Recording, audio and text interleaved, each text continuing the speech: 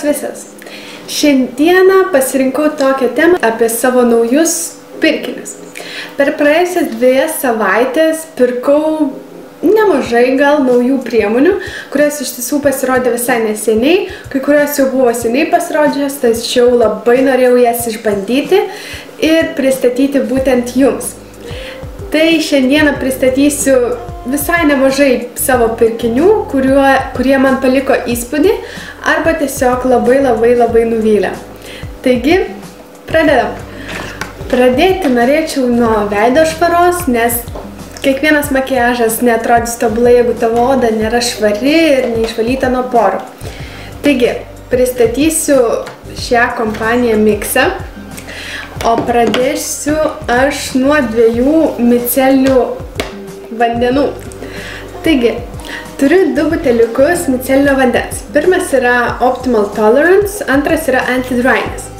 Iš tiesų, man šios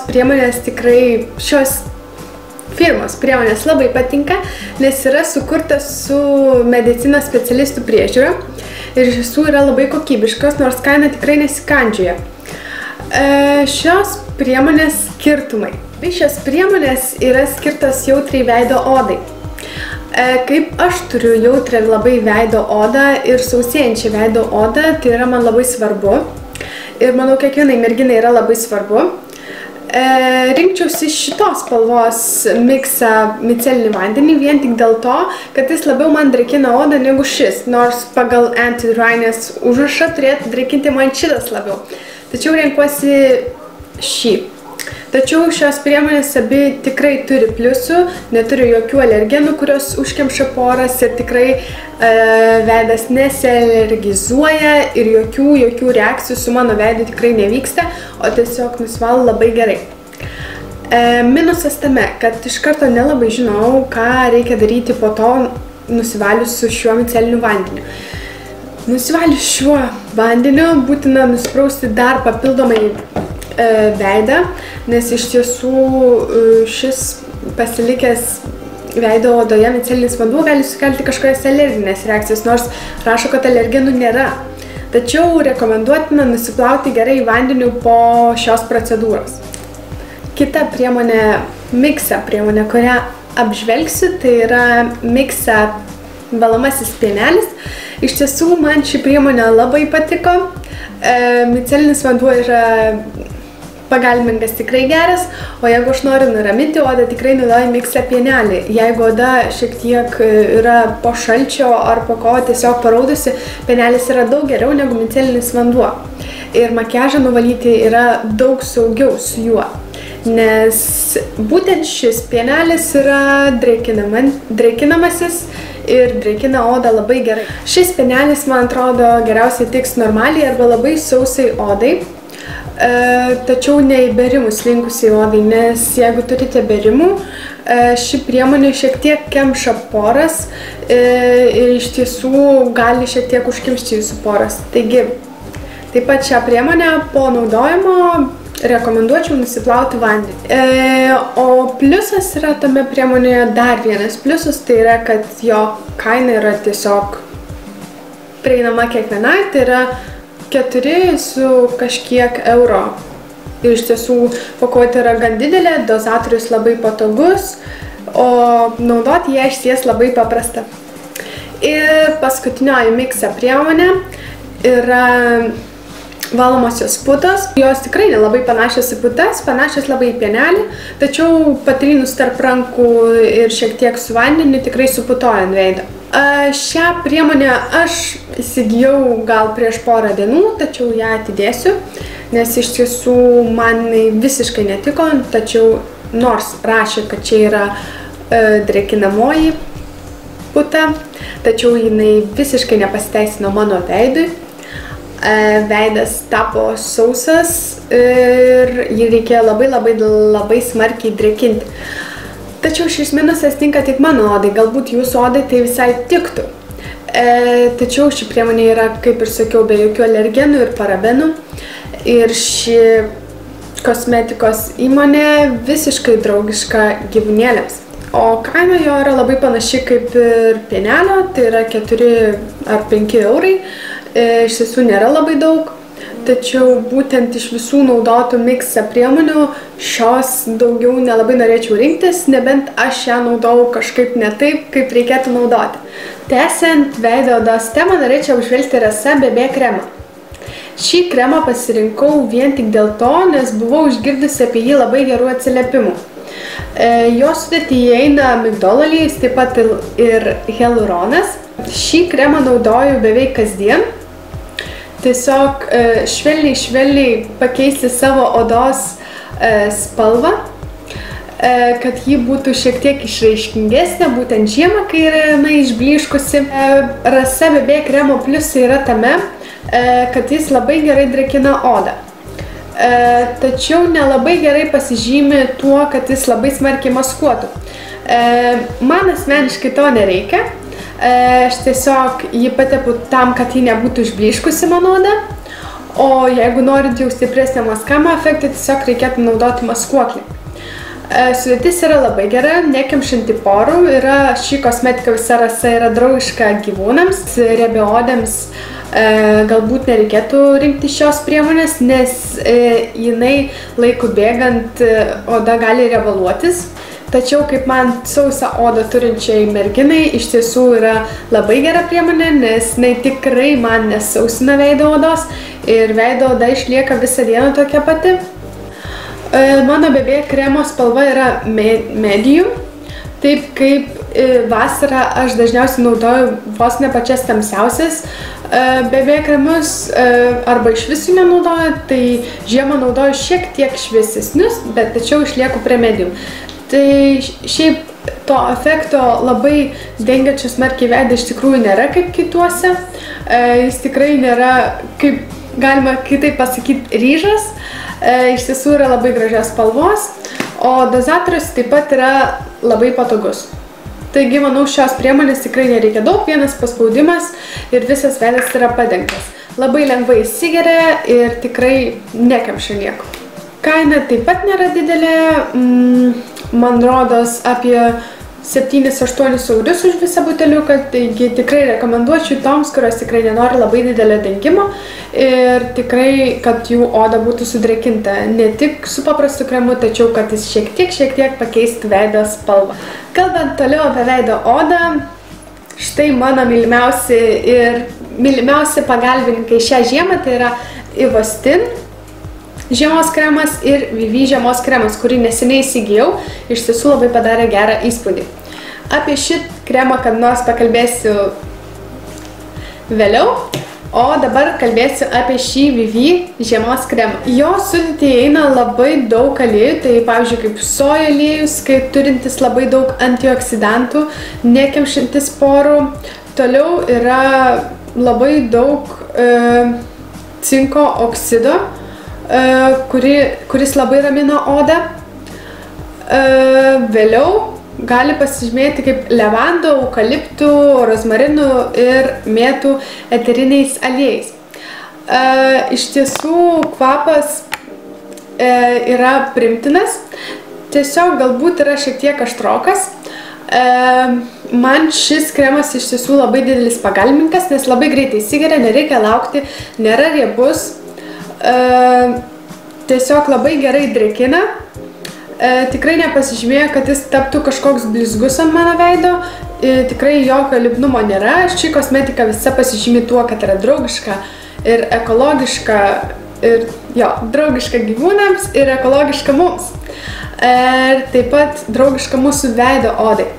Tai tikrai rekomenduočiau, tačiau minusai šio.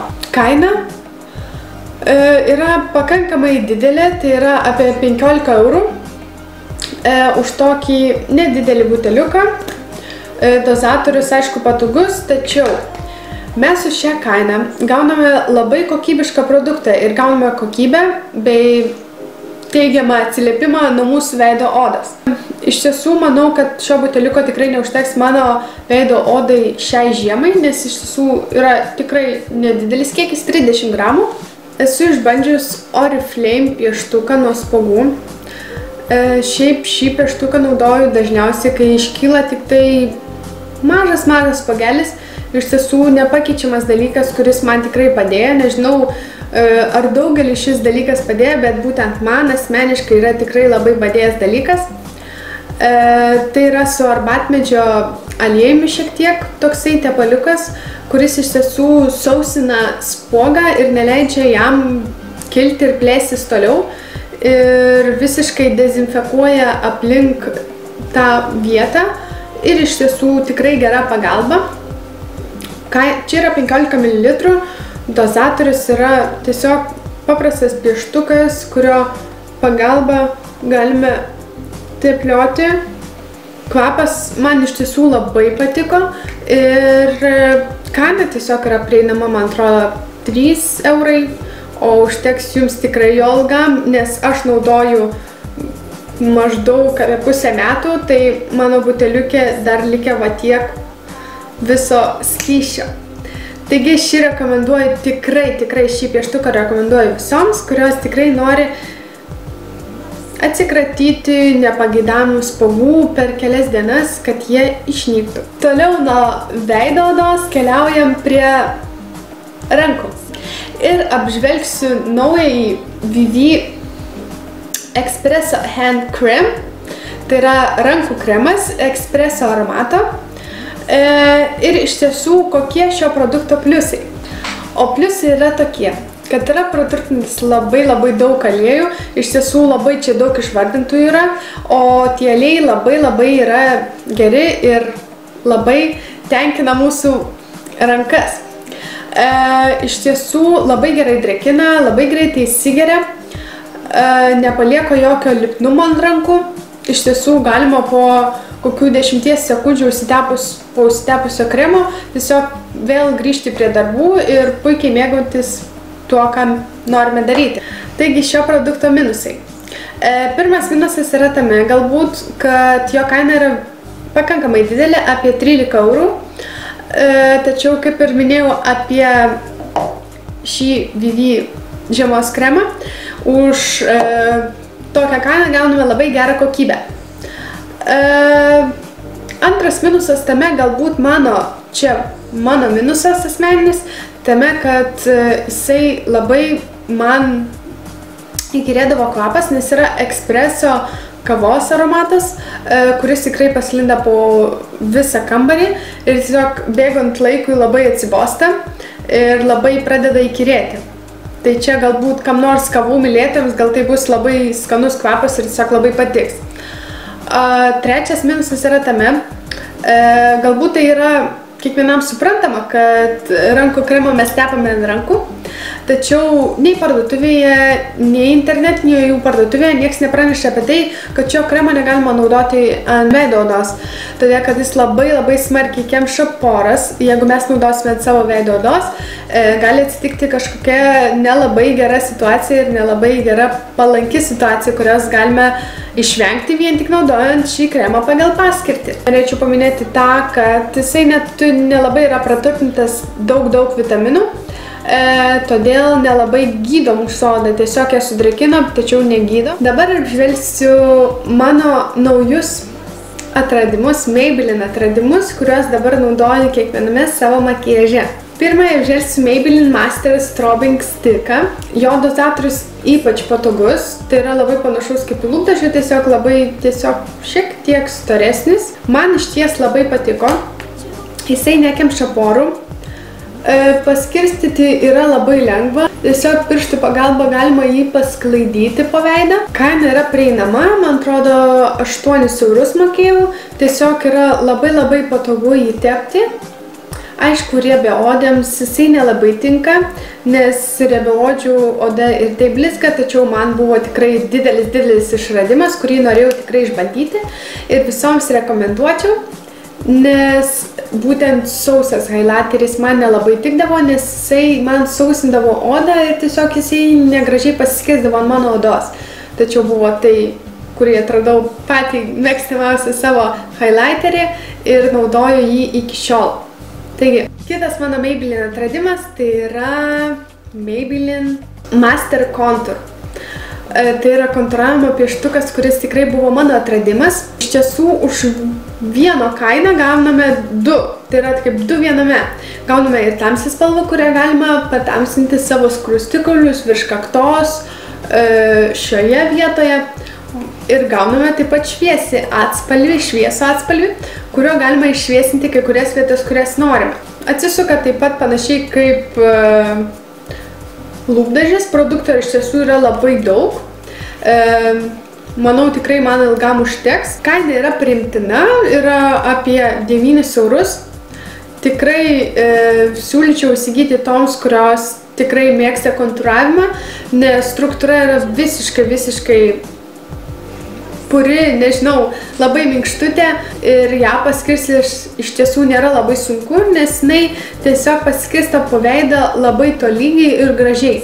Todėl galima suformuoti labai gražų pereinamąjį vaizdą. Toliau kalbant apie lūpas, tai žiemą lūpas labai reikėtų drėkinti. Taigi, 2 produktai, visiškai skirtingi produktai.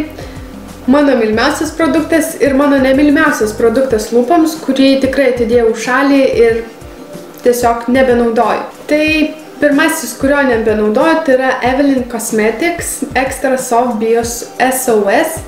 Tai yra tokio tipo dozatorius, tiesiog spaudžiant galima paskirstyti vazeliną ant lūpų. Mano lūpas vis laik suskeldėjusios, tačiau visi visiškai mano lūpų nedrėkino, nors čia yra argano aliejus, kuris tikrai turėtų labai pagelbėti mano lūpoms, tačiau visiškai buvo ne taip. Jį labai greitai, nežinau, ar iš jį taip nuvalgydavau, tiesiog skonis jausdavosi burnoje. Iš tiesų tikrai nemalonus jausmas. Kaina jo yra, man rodos, 3 eurai, tikrai yra nepigu kaip už paprastą vazeliną, kuris nedaro nieko. Taigi šią priemonę tikrai nerekomenduoju. Man jinai visiškai netiko ir negydė mano lūpų. O dabar apie mano mylimiausią vazeliną.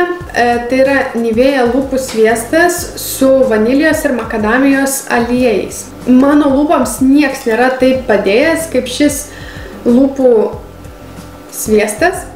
Vien tik dėl kelių priežasčių. Makadamijos aliejus puikiai drėkina lūpas.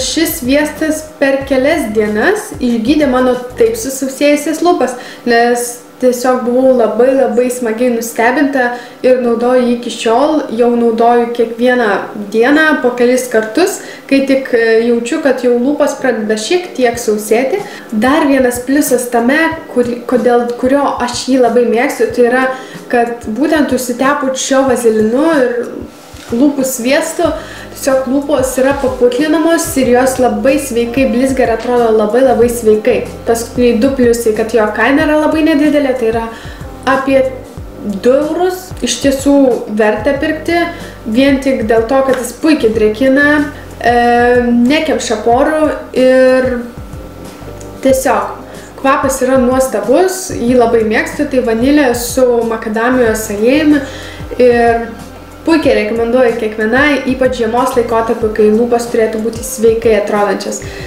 Taigi, šiandienos mano produkto apžvalga baigta. Susitiksime kituose mano video ir ačiū, kad žiūrėjot ir iki.